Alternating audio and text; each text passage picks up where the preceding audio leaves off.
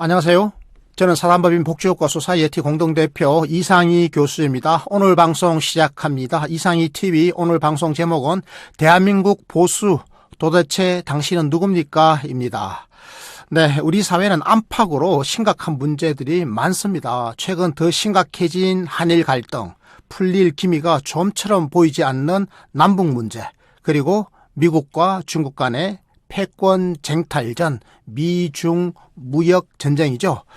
한반도 상황이 굉장히 갑갑합니다. 내부적으로도 보수와 진보 간의 갈등이 첨예해지고 있고요. 소득과 사회의 양극화는 더 심각해지고 있습니다. 가파르게 진행되고 있는 저출산 고령화, 이것도 우리 사회가 풀어야 할 심각한 숙제가 아닐 수 없습니다. 이런 많은 난제들이 산적해 있습니다. 여러분 아시다시피 정치, 그리고 정치 제도가 바로 이런 문제들을 풀어내야 하는데요. 요즘 상황을 보면 정치가 국민의 근심을 들어주는 것이 아니라 오히려 근심을 덧붙이고 있는 것 같습니다. 혹을 떼는 게 아니라 혹을 덧붙이는 거죠. 오늘은 우리 사회가 왜 이렇게 되었는지 보다 근본적인 접근을 한번 시도해 보도록 하겠습니다. 최근에 관련한 칼럼을 연재하신 분 오늘 게스트로 모셨습니다. 윤호창 복지효과 소사이어티 사무처장님 나오셨습니다. 처장님 인사하십시오. 예, 안녕하세요. 복지효과 소사이어티 사무처장 윤호창입니다. 네, 지난 8.15 광복절을 처음해서 진짜 보수가 나와야 한국이 바로 선다, 이런 제목으로 우리 윤 처장님께서 칼럼을 게재하셨는데요. 어떤 문제의식으로 이런 칼럼을 쓰신 겁니까? 예, 사회자님이 여는 말에 우리 사회가 안팎으로 여러 가지 곤란한 상황에 처했다고 말씀하셨는데 저도 10분 공감합니다. 왜 이렇게 우리 사회가 엉킨 실타래가 되어버렸을까, 그런 고민을 많이 했고요. 지난 8.15 경축사에서 문재인 대통령이 해방 100주년이 되는 2045년까지는 평화와 통일로 하나된 나라를 만들어보자는 아주 좀 담대한 제안을 하셨습니다. 그 제안이 실현되려고 하면 어떤 일들이 필요할까, 그런 고민들을 해봤는데요. 물론 제1야당인 자유한국당에서는 8.15 경축사가 좀 허황된 것이라는 논평을 냈죠. 우리 사회가 참 공동의 청사진 비전을 가지고 있지 못하구나 하는 그런 생각을 가졌습니다. 네, 문재인 대통령께서 8.15 경축사에서 하나된 나라를 만들자, 이런 이야기를 했는데 결국은 우리 사회의 미래 비전에 대한 공통의 청사진이 없는 것이 문제다, 이런 생각을 하셨다는 거죠? 예, 그렇습니다. 네, 우리나라 헌법 여러분 제1조에 명시된 것 아시죠? 바로 민주공화국입니다. 민주공화국은 보수나 진보 모두가 공유하는 가치라고 볼 수 있을 텐데요. 1919년 4월이죠. 한반도의 국가 정체성을 민주공화국으로 선언한 것. 이것은 보수와 진보 그 어느 쪽도 부정하지 않는 합의된 정치 철학이었습니다. 그렇죠. 합의된 정치 철학이었죠. 그리고 건국 이후에는 민주공화국의 완성을 위해서 다양한 정치 세력들이 각자의 방향을 제시하면서 나름대로 노력해왔다, 이렇게 볼 수 있겠는데요. 그 이후에 우리 대한민국은 정말 단기간에 산업화와 한강의 기적이죠. 그리고 민주화의 기적까지도 성공적으로 이루어냈습니다. 하지만 제대로 된 민주공화국의 모습을 구현하기에는 여전히 갈 길이 멀어 보인다. 우리 처장님이 이렇게 말씀을 하셨더라고요. 예, 자, 처장님, 그 이유가 어디에 있다고 보십니까? 방금 말씀하신 것처럼 다른 국가에 비해 우리나라가 단기간에 산업화와 민주화를 성취를 했지만 여전히 우리 사회가 민주주의로 가기에는 갈 길이 멀다고 생각을 합니다. 지난 정부에서 이 형식적, 제도적, 절차적 민주주의가 위기에 처한 상황들을 봤었는데요. 이런 형식적 민주주의에서 벗어나서 실질적 민주주의로 가기에는 여전히 갈 길이 멉니다. 우리 사회에서 엘리트 자식들과 또 지난 3년 전에 구의역에서 발생한 이 선로 작업을 하다가 그 선로 기차에 치여 사망한 19살 김군과 또 지난해 태안 화력발전소에서 작업 중 사망한 김영균 씨의 사례를 보면 우리 사회의 민주주의 척도를 가늠해 볼 수 있다고 생각됩니다.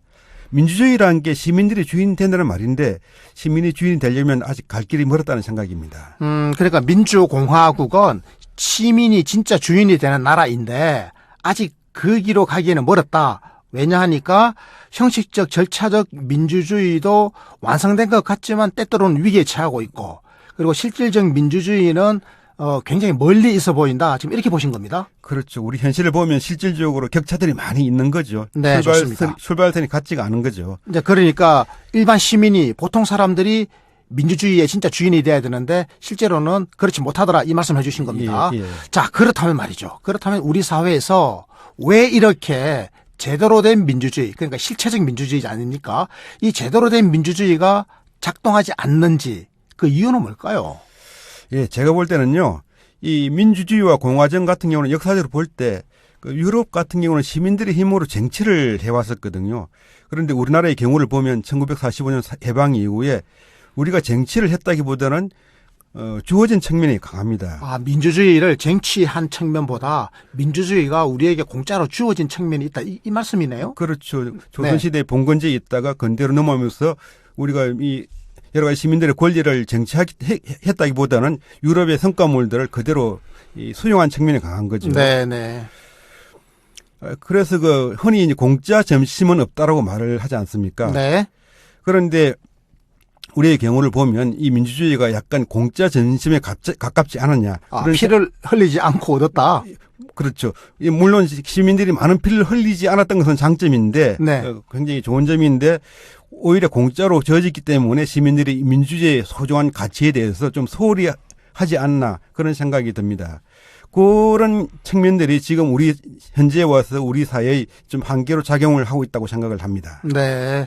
그 실제로 투표권 같은 경우만 하더라도 한 150년 전에 사실 투표권을 얻기 위해서 수많은 노동자와 시민들이 피를 흘리고 고통 속에서 투쟁을 통해서 어렵게 얻어냈는데 우리 같은 경우는 해방 이후에 그냥 주어졌지 않습니까? 그래서 이 투표권 그리고 민주주의의 가치에 대한 어떤 소중함 여기에 대해서 우리가 인식이 좀 부족하다 이런 비판도 들어있기는 있었습니다. 예. 뭐 그런 이야기를 하시는 것 같아요. 예. 네, 좋습니다. 자, 오늘 방송의 주제는 말이죠. 대한민국 보수의 정체성 아니겠습니까? 대한민국 보수 도대체 당신은 누굽니까? 오늘 저희들이 이걸 다루고 있는데요. 자, 이 이야기를 좀 더 해보십시다. 어떻습니까? 예, 좋습니다. 제가 볼 때는 이게 근대의 출발은 이 자유로운 개인의 탄생이 있다고 봅니다. 이 정치에서 진보와 보수의 문제도 이 근대의 태동과 함께 시작되는데요. 자유로운 개인이 등장하면서부터 이 근대가 시작된다고 볼 수가 있죠.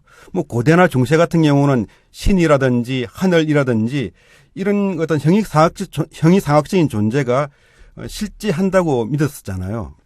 네, 실제로 있다고 믿었죠. 그렇죠. 네. 만약에 이 믿음을 불신하면 뭐 마녀 사냥이라든지 뭐 사문 안적이라든지 이단이라든지 이런 방식으로 이제 그 사회에서 제거가 되었었는데요. 그렇죠. 때문에 이제 뭐 중세 같은 경우를 보더라도 이런 신의 존재 증명을 하기 위해서 굉장히 논리학이라든지 논쟁학 같은 게 발달을 했었고. 그러니까 논리학이라고 하는 게 중세 시대에 완전 무결한 신의 존재를 증명하기 위한 학문이죠, 논리학이. 그렇죠. 중세 논리학이라고 하는 그렇죠. 거. 네.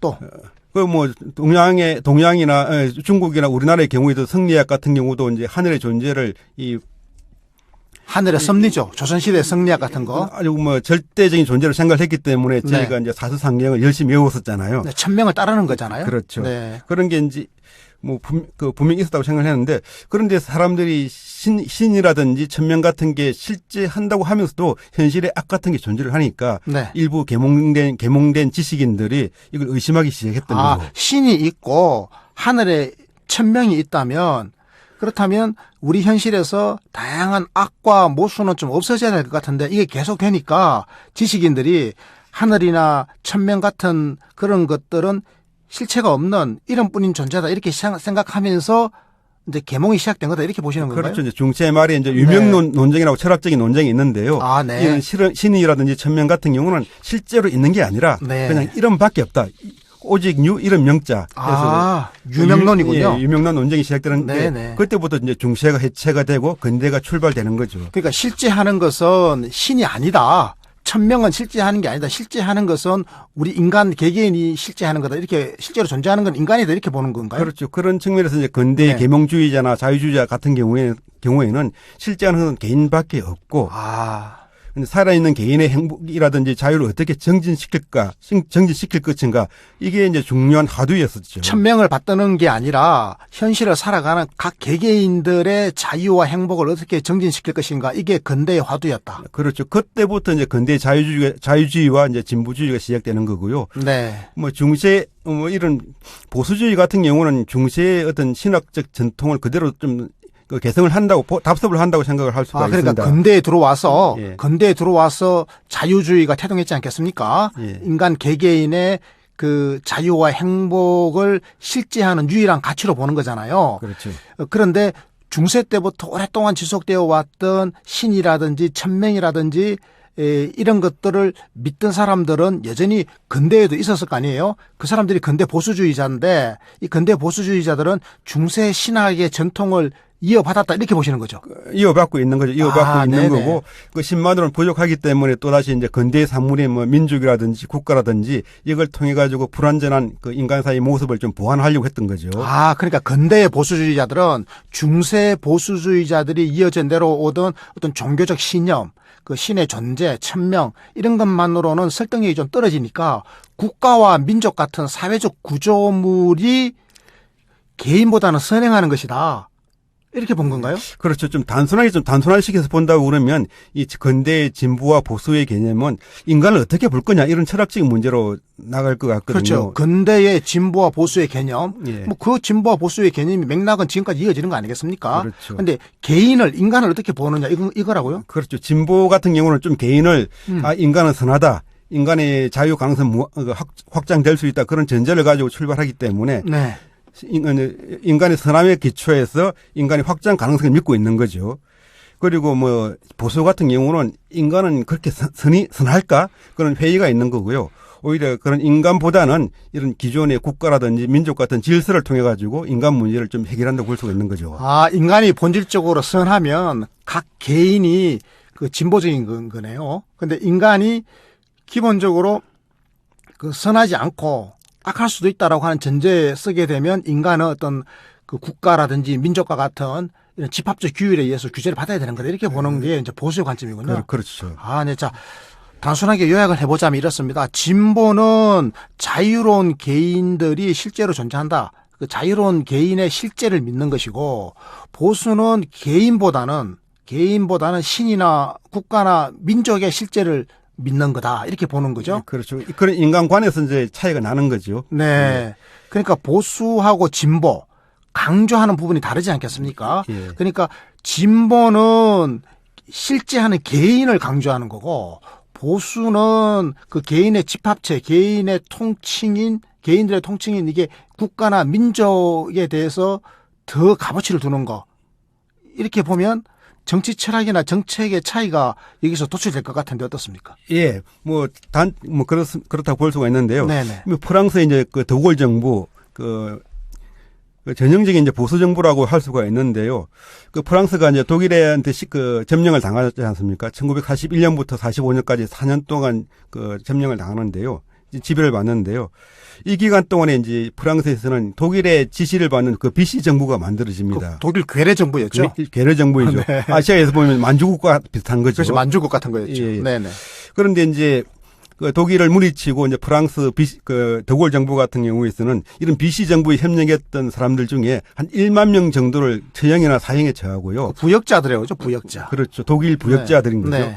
1만 명 정도를 처형이나 사형에 처하고 많이 죽였네. 만 명이나 처형했어요? 엄청나네요. 그리고 4만 명을 그 감옥으로 보내버립니다. 10,000명을 처형하고 예. 4만 명을 감옥으로 보내고. 무엇보다 이제 프랑스 국가와 프랑스 민족에 대한 정체성을 지키려고 하는 시도였던 거죠. 그러니까 이게 개인 한 명 한 명의 존엄과 가치와 행복의 정진을 생각하는 자유주의적 진보주의적 가치 같았으면 민족에 반하는 일을 했다 그래서 그 개인의 생명을 이렇게 10,000명씩 빼앗고 4만 명을 구속시키고 하는 거 이건 사실 말이 안 되는 거 아닙니까? 보수 정부니까 하는 일이에요. 그렇죠. 이런 드골 정부가 이제 전형적인 그런 보수 정부의 모습을 보여주었는데요. 네. 아마 그 프랑스의 드골 정부 같은 경우는 우리나라를 보면 한 김구 선생 정도에 해당되지 않을까 싶어요. 그렇네요. 예. 김구 선생님이 약간 중도 보수 스타일 아니겠습니까? 예. 네, 그렇네요. 자, 그런데 우리나라는 그렇게 하지는 못했지 않습니까? 해방 이후에 제대로 된 식민지 청산 과정이 없었다라고 하는 거 누구나 다 알고 있는 사실인데요. 그러다 보니까 친일 부역한 사람들 중에 한 명도 처형했다는 소리를 저는 못 들어봤습니다. 그렇죠. 한 명도. 뭐 감옥에 별로 보내지도 못했죠. 그리고 또 보수 우파에서는 오히려 친일 부역을 청산하자라고 하는 이런 논의를 사실상 가로막았던 이승만을 또 보수 우파의 출발점으로 삼고 있는 게 보수 우파 아니겠습니까? 그렇죠. 유럽의 기준에서 본다면 이건 보수가 아닌 거죠. 보수 쪽으로 이상한 보수인 거죠. 또라이 보수 아닙니까? 아니, 이 보수의 근본적인 철학은 민족과 국가 아니겠어요? 예. 민족과 국가를 팔아먹은 자들을 가차없이 처단하고 10,000명씩이나 처형한 게 그게 드걸 정부의 진짜 민족주의자들의 보수주의자들의 모습 아니겠습니까? 그런데 우리 대한민국의 보수는 유럽의 기준에서 본다면 이거는 보수라고 말하기도 민망하다. 그 프랑스를 보더라도 보수주의 정당은 민족과 국가의 정체성을 강화하고 실천하는데 우리는 전혀 딴판이지 않습니까?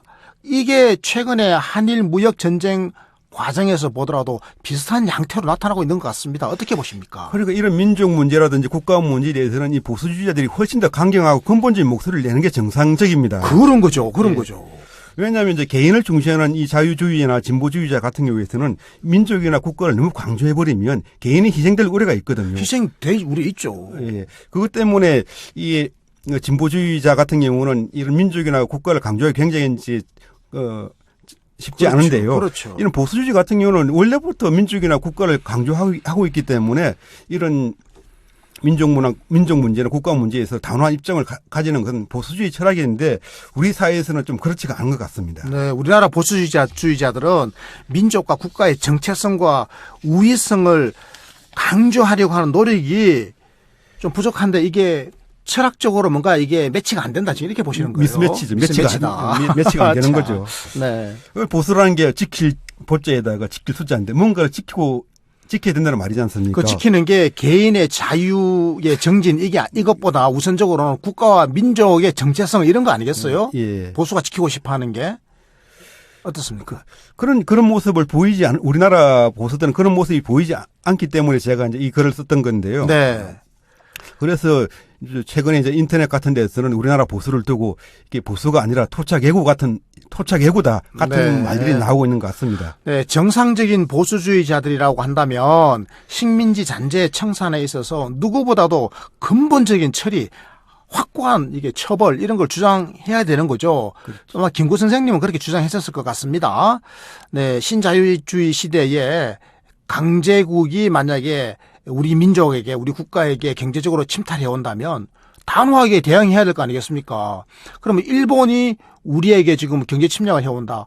그러면 누구보다도 목소리를 높여가지고 일본에 대해서 우리의 국가적 민족적 어떤 자존심을 가지고 대응하겠다라고 하는 게 그게 진짜 보수의 본 모습인데 이상하게도 우리나라 사회에서는 좀 반대가 된 것 같아요. 그렇죠. 지금 같이 이제 한일 간의 경제 문제가 네. 좀 심각한데요. 네. 이런 경제 문제에 강대국이 침탈을 한다고 그러면 네. 보수주의자는 아주 단호하게 네. 문제 제기를 하고 대응들을 해야 할 텐데 그런 모습이 보이지 않으니까 이 우리나라 국민들 같은 경우가 네. 진짜 보수인가 그런 의구심을 가지고 네, 알겠습니다. 왜 토착외구라는 말이 나오는지 이제 보수가 아니라 토착외구가 아니냐 지금 이런 이야기를 하더라고요. 그렇죠. 네, 좋습니다. 자, 윤 실장님은 지금 한국 사회에서 보수가 자기의 정체성을 가지고 제대로 된 역할을 수행하고 있지를 못하기 때문에 우리 사회가 엉킨 실타리가 되어버렸다. 지금 이렇게 보고 있는 것 같습니다. 어떻습니까? 이 보수가 이제 어쨌든 민족과 국가의 입장에 있어서 제대로 역할을 하고 있지 못하기 때문에 네. 그 문제가 좀 많이 발생하고 있다고 보고요. 이렇기 때문에 진보와 자유주의자 같은 경우도 또 스텝이 엉켜버리고 있습니다. 네. 왜냐하면 원래 진보와 자유주의자 같은 경우는 개인의 자유와 행복을 많이 강조를 해야 되는데 그렇죠. 오히려 우리나라에서는 진보라고 자처하는 사람들이 국가와 민족을 더 강조를 하고 있지 않습니까? 그렇죠.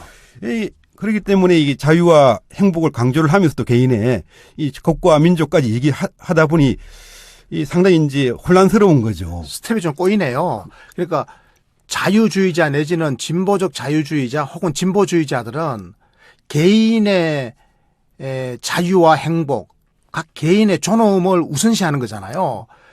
그런데 사실은 또 국가와 민족을 강조하다 보면 개인의 자유와 행복하고 좀 이렇게 충돌하는 부분이 있을 텐데 우리나라의 이 진보주의자들은 이 두 개를 다 해야 되니까 보수주의자들이 안 하는 것을 그것까지도 해야 되니까 지금 스텝이 꼬였다 이런 말 같아요. 그렇죠. 두 개를 지금 다 하고 있는 건데요. 물론 두 가지가 충돌을 하지 않으면 괜찮은데 종종 그 가치가 충돌을 하거든요. 그렇죠. 예. 충돌할 수밖에 없는 부분이 들어 있죠. 예. 네. 이런 것 때문에 제대로 된 보수가 성립이 되지 않고 진보도 제자리를 못 잡고 있는 거죠. 네. 우리나라 같은 경우가 갈등 지수가 굉장히 낮고 이제 사회적 신뢰 지수가 그렇죠. 바닥 수준이지 않습니까? 갈등 지수가 높죠. 예. 아주 갈등이 심한 나라 아니겠습니까? 네. 그 이유도 이제 이런 보수와 진보가 제자리를 잡고 있지 못하기 때문에 운행한다고 생각을 하는데요. 네네. 이런 개인의 존엄과 행복을 지지해주고 강화해줄 수 있는 정치 세력이 필요한데 우리 사회는 그 세력들이 너무 약한 것 같습니다. 네, 그렇네요. 네. 지금 한국 사회가 이제 세계 7번째로 5천만 이상의 인구에다가 개인당 국민소득이 3만 불 이상 되는 흔히 이제 30 클럽이라고 얘기를 하는데요. 그렇죠. 지금 7번째로 우리나라 가입을 했지 않습니까? 네, 7개 나라가 있죠. 국제적으로 보면 굉장히 이제 큰 나라인데 그럼에도 불구하고 우리나라에서 최고의 자살률과 최저의 출산율을 가지고 있는 게 이런 개인의 자유와 행복을 지지해주는 그런 토대가 미약하기 때문이라고 생각을 합니다. 네, 그러니까 대한민국이 지금 국민이 불행한 나라가 돼버린 거 아니겠습니까? 네. 지금 국민 소득 3만 불이 넘고 인구가 5천만 명이 넘는 세계 7번째의 큰 나라인데도 불구하고 우리 국민이 이렇게 지금 초저출산에 처해 있고 노인 빈곤에 처해 있고 국민이 불행한 상황에 놓여 있는 것. 이것은 어찌 보면 진보가 진보 역할을 못하고 보수가 보수의 역할을 못해서 그렇다. 특히 보수가 지 역할을 못하다 보니까 진보가 보수가 해야 될 민족과 국가의 정체성 옹호까지 한꺼번에 하다 보니까 때로는 스텝이 꼬이는 수도 있고 하다 보니까 결과적으로는 보수가 지 역할을 못한 것 때문에 우리 국민이 불행하다라고 단적으로 말해도 된다 이렇게 보시는 거네요. 예, 저는 그런 생각을 가지고 있습니다. 아, 네, 좋습니다. 그러니까 국가의 역할을 강조했던 과거의 사회주의자들이 자유의 부재, 그러니까 개인에 대한 어떤 존중이 없었잖아요. 개인의 자유를 우리가 존중하지 않는 게 과거의 국가 사회주의였는데 다 망했지 않습니까? 망했죠. 옛날 사회주의가 그랬었죠. 네. 또 정반대로 시장의 역할만 강조하고 국가나 공동체의 역할을 또 소홀히 했던 그야말로 이 시장에서 개인의 자유 이것만 강조했던 신자유주의도 이게 무늬만 자유주의다 그래가지고 역시 또 힘을 잃어버렸지 않습니까? 네. 자, 그래서 이제 제가 드리는 말씀인데요. 그래서 중요한 게 복지국가 아니겠어요? 사회주의와 이 신자유주의의 단점을 극복하면서 장점을 살려낸 게 복지국가란 말이에요. 그러니까 개인의 실질적 자유와 행복을 정진하는 어떤 그런 것 아니겠습니까? 그래서 교육, 의료, 주거, 노동 이렇게 생활의 필수적인 영역에서 국가 공동체가 보편적 복지를 제공해 주는 것. 그러면서 그 속에서 개인의 자유가 극대화되는 것. 이게 이제 국민이 행복한 복지국가인데 이게 자유주의 내지는 진보적 자유주의 혹은 진보주의가 가야 될 길이다 이렇게 이제 제가 말씀을 드리고 싶어요. 그런데 한국 사회에서 여전히 이런 목소리는 약하다. 그리고 지금 뭔가 될 것 같으면서도 또 잘 안 되고 있고 진보와 보수 사이에 극단적인 대립만 일어나고 있다. 이것도 역시 진보나 보수가 자기 정체성을 찾지 못한 것 때문이다. 이렇게 보시는 건가요? 그렇죠. 이제 복지국가야말로 저는 이제 진보적 자유주의자나 이런 진보주의자가 가야 할 길이라고 생각되는데. 그런 거죠. 예. 그런데 이 보수가 제대로 역할을 하고 있지 못하기 때문에 지금 진보 쪽에서는 보수의 역할을 대신 하다 보니까 지금 복지국가의 길을 가지는 못하고 있는 거죠. 네. 그래서 정상적이라고 그러면 보수가 민족과 국가를 국가의 정상적인 역할을 강조를 하고 진보주의자가 이런 복지 국가의 그 길을 제시를 한다고 그러면 서로가 이제 맞물려 갈 수가 있는데요. 그런 상황이 이제 되지는 못하고 있는 거죠. 계속 뒷다리 잡고 딴지 긁고 그런 걸 굉장히 많이 해요. 사실은 보수가 진보가 복지 효과를 향해서 나아가려고 하면 이 보수가 좀 보완적 역할을 해줘야 되는데 보수가 오히려 그걸 못 가도록 발목을 잡는 이상한 그래서 또 토착외국인지도 몰라요. 그럼 한 사회가 이제 날아가려고 그러면 한 마리 새처럼 이 양쪽 날개가 제대로 작동을 해야 되는 거잖아요. 한쪽 날개는 보수이고 한쪽 날개는 진보인데 그렇죠. 이 두 날개가 정상적으로 작동을 해야 이 한 사회라는 한 사회로 볼 수 있는 그 새가 정상적으로 날아갈 수가 있는데 그렇죠. 우리 사회는 한쪽 날개가 굉장히 부실하죠. 네. 그래서 이 추락도 염려가 되는 그런 상황입니다. 네, 실제로 그런 이야기를 했습니다. 그 고 리영희 선생님이 새는 좌우의 날개로 난다 이런 말씀하셨지 않겠습니까? 그러니까 진보가 아까 말씀하셨다시피 왼쪽 날개잖아요.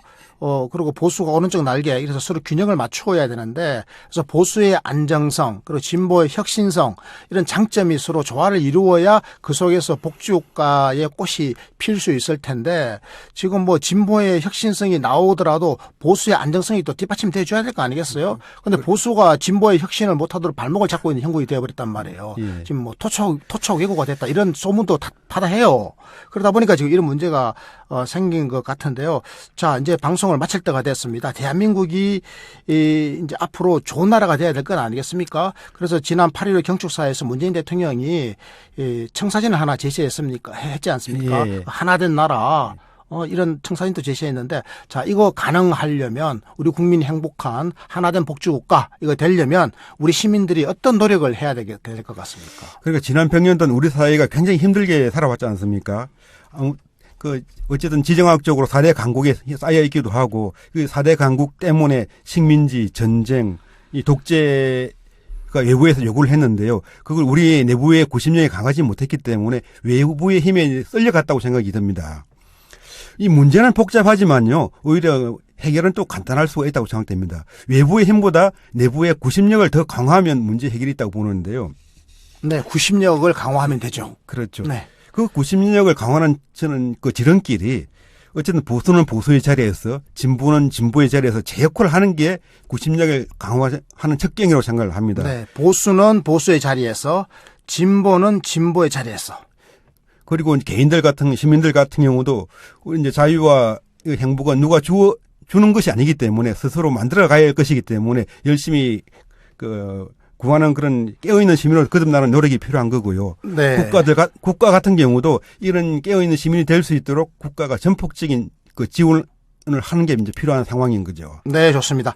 보수는 보수의 자리에서, 진보는 진보의 자리에서 각자 열심히 날개짓을 하면 되고, 각 개인들은 스스로의 자유와 행복을 쟁취하기 위해서 진취적으로 나가야 된다. 이게 주어지는 것을 바라는 수동적인 시민으로는 복지국가의 국민이 될 수가 없는 거죠. 공짜 점심은 없는 공짜 거죠. 점심은 없다. 오늘 명언입니다. 공짜 점심은 없다. 네, 좋습니다. 자, 여러분 어떻습니까? 저희 오늘 방송 이제 마칠 때가 됐는데요. 공짜 점심은 없는 것 같습니다. 우리 국민들의 앞으로 그 노력 속에서 국민 행복의 역동적 복지국가로 나가야 될 것 같습니다. 지난 촛불혁명을 통해서 우리 시민들의 정치 역량이 만만치 않다라고 하는 사실을 우리가 확인했지 않겠습니까? 민주주의의 역사가 비록 길지가 않고 다분히 주어진 측면이 강하지만 그럼에도 불구하고 우리 시민들은 우리 실정에 맞는 민주주의를 차곡차곡 만들어 나가고 있습니다. 사실은 개발도상국 중에서는 가장 으뜸이죠. 동아시아뿐만 아니라 아시아 전체에서도 최고의 민주주의 수준을 자랑하고 있는 나라가 바로 대한민국입니다. 우리는 그런 저력이 있는 민족이고 국민이고 개인이다. 제가 이런 말씀을 드리고 싶습니다. 오늘은 우리 사회에 엉킨 실타래를 풀기 위해서는 제대로 된 보수가 필요하다 이런 이야기를 해봤습니다. 제대로 된 보수를 만들 수 있을 것인가는 결국 시민들의 민주주의 역량에 달려있다 이런 또 말씀도 해주셨고요. 자, 결과적으로는 우리 시민들의 민주주의 역량 이것이 중요하다 이런 게 오늘 방송의 결론인 것 같습니다. 이것으로 오늘 방송을 마치겠습니다. 이상희 TV 구독하기, 좋아요, 그리고 알림 좀 꼭 좀 눌러주시고요. 지인들에게 많이 권해주십시오. 고맙습니다. 고맙습니다.